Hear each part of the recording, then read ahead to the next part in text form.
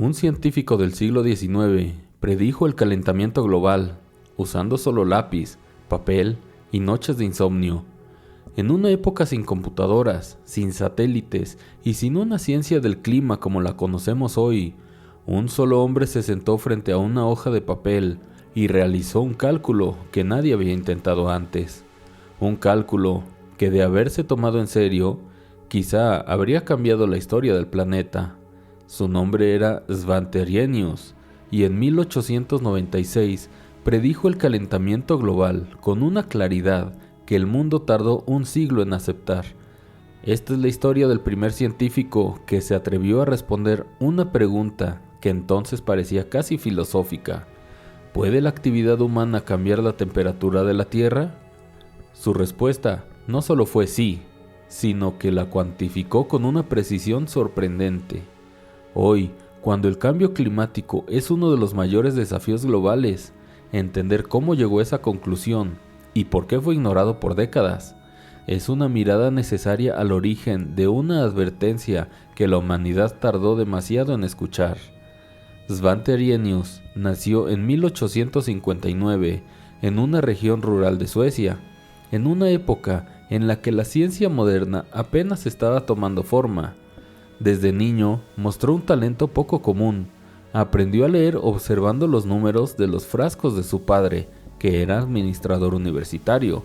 A los 3 años ya podía sumar, y a los 10 conocía conceptos de química que muchos estudiantes adultos no dominaban. Era un niño reservado, curioso, casi obsesionado con entender los patrones invisibles del mundo. Estudió en la Universidad de Uppsala, donde su genialidad no fue inmediatamente bien recibida. Sus ideas eran tan adelantadas que algunos profesores las consideraban poco convencionales. Sin embargo, esa persistencia lo llevó a dedicarse a un tema que muy pocos estudiaban: la conductividad eléctrica de las soluciones, un trabajo que años después le valdría el Premio Nobel de Química. Pero antes de ese reconocimiento, hubo un cálculo que definiría su legado. A finales del siglo XIX, un pequeño grupo de científicos discutía un fenómeno conocido como el efecto invernadero. Ya se sabía que la atmósfera retenía calor gracias a gases como el vapor de agua y el dióxido de carbono, pero nadie entendía cuánto influía cada uno. Para muchos, el CO2 era un gas insignificante, demasiado escaso para afectar realmente la temperatura global. Arrhenius no estaba de acuerdo. Durante los inviernos largos y oscuros de Suecia, sufría episodios de insomnio y aprovechaba esas noches silenciosas para hacer cálculos que otros habrían considerado imposibles. Armado solo con lápiz, papel y una paciencia casi infinita, comenzó a estudiar cómo variaban las temperaturas en diferentes partes de Europa según la composición del aire. Su idea era simple y revolucionaria a la vez. Si los volcanes podían liberar grandes cantidades de CO2 y alterar el clima, ¿no podría la quema de carbón, que alimentaba la creciente industrialización europea, producir un efecto similar? Arrhenius empezó entonces una tarea monumental: dividir la superficie terrestre en zonas, calcular la radiación solar recibida en cada una, estimar la energía reflejada y aplicar leyes físicas para determinar cuánto calor sería atrapado si la concentración de CO2 aumentaba. No existían computadoras, no había satélites, ni siquiera había consenso sobre la física atmosférica. Era él contra la inmensidad del problema. Meses después, llegó a un número sorprendente. Si el CO2 se duplicaba, la temperatura global aumentaría entre 4 y 6 grados Celsius, un resultado que, visto desde el siglo XXI, resulta inquietantemente cercano a las proyecciones actuales. En 1896 publicó sus conclusiones en un artículo científico que para él era una simple exploración del mundo natural. No sospechaba que había abierto la puerta a una nueva era de la ciencia. La publicación del artículo de Arrhenius debería haber sido un acontecimiento. Era un cálculo colosal, una idea que unía física, química y geología como nadie lo había hecho. Sin embargo, la reacción fue casi inexistente. En los círculos científicos de la época, su teoría fue recibida con escepticismo, cuando no con indiferencia. Uno de los motivos era que la mayoría de los físicos creía que el vapor de agua, mucho más abundante que el CO2, era el verdadero regulador del calor. Otros opinaban que la atmósfera era demasiado estable para cambiar significativamente en un periodo corto, y un grupo más conservador simplemente no podía aceptar que seres humanos, pequeños frente a la inmensidad del planeta, tuvieran capacidad de alterar algo tan fundamental como la temperatura global. Pero Arrhenius estaba convencido de sus resultados. En su cálculo central había una observación clave: el CO2, aunque escaso, actuaba como un regulador extremadamente sensible. No necesitaba grandes variaciones para generar cambios de largo alcance, y Arrhenius sabía que el mundo industrializado estaba quemando cantidades crecientes de carbón. Sin embargo, lo más sorprendente no fue su predicción numérica, sino el contexto en el que la hizo. Europa vivía una era de optimismo industrial, las chimeneas se multiplicaban, el carbón era símbolo de progreso. Nadie podía imaginar que ese mismo progreso podría alterar el clima de la Tierra. Arrhenius era una voz solitaria, enfrentando un paradigma que veía el planeta como un sistema demasiado grande para ser modificado. Aún así, siguió investigando. En 1903, al recibir el premio Nobel por otros trabajos, mencionó nuevamente su teoría sobre el CO2. No lo hizo para generar alarma, sino por una razón que hoy puede parecer sorprendente. Él creía que el calentamiento global podría ser beneficioso. Arrhenius pensaba en un mundo nórdico frío y difícil para la agricultura. Si la Tierra se calentaba unos grados, dijo, países como Suecia tendrían mejores cosechas y un clima más benigno. Nunca imaginó los efectos secundarios que hoy conocemos: aumento del nivel del mar, fenómenos extremos, pérdida de biodiversidad. Su predicción matemática era correcta, su interpretación social no tanto. De hecho, el tiempo lo demostraría.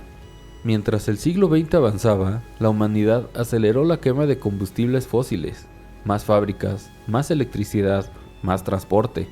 Lo que para Arrhenius era una curiosidad científica, se convirtió en una advertencia silenciosa enterrada bajo décadas de crecimiento económico. Fue solo en los años 1950 y 1960, con nuevas mediciones atmosféricas y mejores instrumentos, que los científicos redescubrieron su trabajo.